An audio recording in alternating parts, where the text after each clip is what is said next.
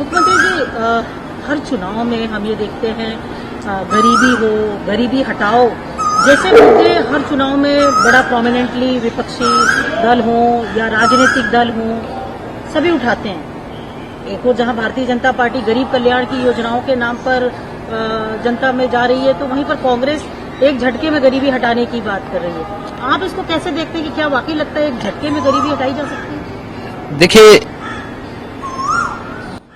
गरीबी हटाओ ये 1970 के दशक में कांग्रेस ने नारा देश को दिया। गरीबी कभी हट नहीं पाई। कांग्रेस 6 दशक तक इस देश के अंदर 6 दशक से अधिक समय तक उन्होंने देश के अंदर शासन किया और इन 6 दशक से अधिक समय तक दादी से लेकर के पोते तक उसी नारे को लगा करके देश की जनता की आंखों में धूल झोंकने का कार्य कर रहे हैं। सही मायने में अगर देखा जाए तो गरीबी हटाने और गरीब कल्याणकारी योजनाओं को ईमानदारी से प्रत्येक तबके को चेहरा देख करके नहीं, ईमानदारी के साथ बिना भेदभाव के हर व्यक्ति तक शासन की योजनाओं को, गरीब कल्याणकारी योजनाओं को जनधन अकाउंट से हो, फ्री राशन की सुविधा हो, 5 लाख रुपए की स्वास्थ्य बीमा का कवर हो, हर घर में शौचालय बनाने का हो, हर घर में नल देने का हो, या फिर 4 करोड़ परिवारों को मकान देने का हो। अगर आप देखेंगे एक लंबी श्रृंखला है ये। 80 करोड़ लोग 4 वर्ष से लगातार फ्री में राशन की सुविधा का लाभ प्राप्त कर रहे हैं। 50 करोड़ घरों को, 50 करोड़ लोगों को, गरीब परिवारों को जनधन अकाउंट खोले गए। यानी आजादी के 70 वर्षों तक देश के अंदर सबसे अधिक समय तक कांग्रेस और उसके सहयोगी दलों ने शासन किया। लेकिन ताजुब 50 करोड़ परिवार ऐसे थे जिनके पास अपने अकाउंट नहीं थे।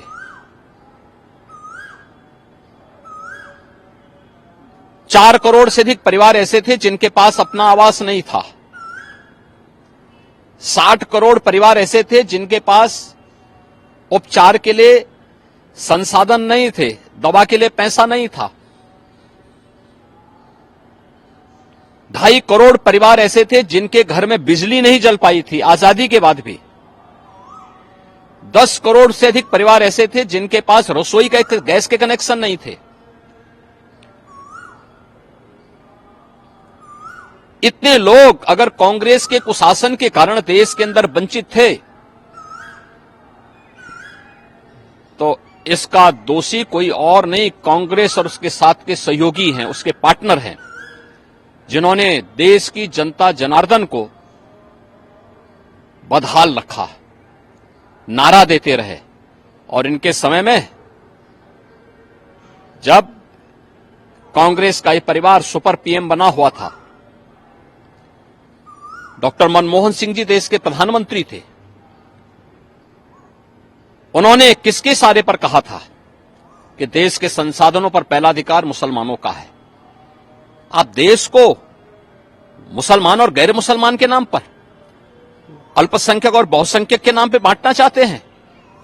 यह देश 1947 में एक विभाजन की त्रासदी को देखा है और तो इस देश को आभार व्यक्त करना चाहिए प्रधानमंत्री मोदी जी का, जिनके कारण पिछले 10 वर्ष में 25 करोड़ लोग गरीबी रेखा से उभरे हैं, खुशहाल जीवन जी रहे हैं। 80 करोड़ लोगों को फ्री में राशन की सुविधा का लाभ प्राप्त हो रहा है। 60 करोड़ लोगों को आयुष्मान भारत में 5 लाख रुपए की स्वास्थ्य बीमा का कवर मिल रहा है। 50 करोड़ लोगों के जनधन अकाउंट खुल करके दलाली और कमीशनखोरी बंद। 12 करोड़ किसानों को किसान सम्मान निधि का लाभ। 10 करोड़ गरीबों के घर में उज्ज्वला योजना के रसोई गैस के सिलेंडर कनेक्शन पहुंच गए। 4 करोड़ गरीबों के मकान बन गए। और अगले 5 वर्ष के लिए 3 करोड़ नए लोगों को मकान देने का आश्वासन भी भारतीय जनता पार्टी ने अपने संकल्प पत्र में किया है। 2.5 करोड़ परिवारों ने, जिन्होंने कभी बिजली नहीं देखी थी, उनके घरों में बिजली पहुंच गई। हर घर नल की योजना साकार हो रही है। 12 करोड़ गरीबों के शौचालय बन गए। वास्तव में बिना भेदभाव के सबका साथ, सबका विकास, सबका विश्वास और सबका प्रयास। कभी मोदी जी ने यह नहीं कहा कि मैंने किया, उन्होंने कहा तो सबका विश्वास है और सबका प्रयास है। आज भी मोदी जी अपने चुनाव भाषण में इस बात को कहते हैं, जो सब कुछ मिला है इसका श्रेय मुझे नहीं, जनता जनार्दन को है, क्योंकि जनता जनार्दन ने अपने लोकतांत्रिक अधिकार की कीमत को समझा, अपने वोट को सही जगह दिया तो उसका लाभ सही तरीके से मिल रहा है। लेकिन कांग्रेस, समाजवादी पार्टी और इंडी गठबंधन विभाजनकारी राजनीति करके देश के साथ धोखा कर रहा है, गद्दारी कर रहा है। इनको जब भी अवसर मिला इन्होंने राष्ट्रीय हितों की अपूर्णीय क्षति की है और गरीब कल्याणकारी योजनाओं में डकैती डालने का काम किया है। कौन नहीं जानता, समाजवादी पार्टी की सरकार के समय उत्तर प्रदेश के अंदर खाद्यान्न घोटाले हुए थे। दर्जन भर जिलों में आज भी सीबीआई इंक्वायरी चल रही है। इनसे जुड़े हुए लोग गरीबों का राशन हड़प कर जाते थे। जब 2017 में मुझे प्रदेश में मुख्यमंत्री के रूप में दायित्व मिला था, इस दौरान मैंने स्वयं जब इस बात की जांच कराई थी, 30 लाख फेक राशन कार्ड पाए गए थे और ये फेक राशन कार्ड के नाम पे राशन निकलता था। राशन की सुविधा गरीब को नहीं मिलती थी, समाजवादी पार्टी के पदाधिकारी को मिलती थी या उनके द्वारा प्रश्रय प्राप्त माफिया, ये सभी राशन हड़प जाते थे।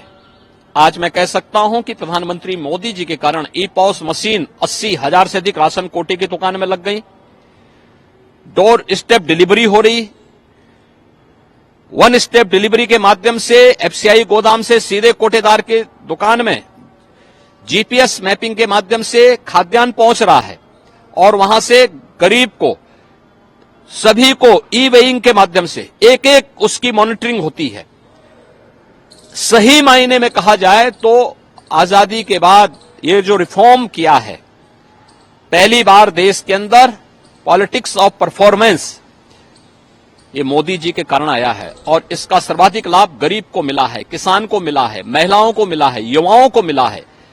इसलिए इंडी गठबंधन के किसी बहकावे में जनता जनार्दन को नहीं आना चाहिए और किसी को नहीं आना चाहिए। ये लोग परिवार के नाम पर भारत की राजनीति को अपने बपोती मान करके चले थे। जाति विभाजन के नाम पर सामाजिक वैमनस्यता इन्होंने पैदा करने का प्रयास किया। समाज में सामाजिक न्याय को तार तार करने का प्रयास किया।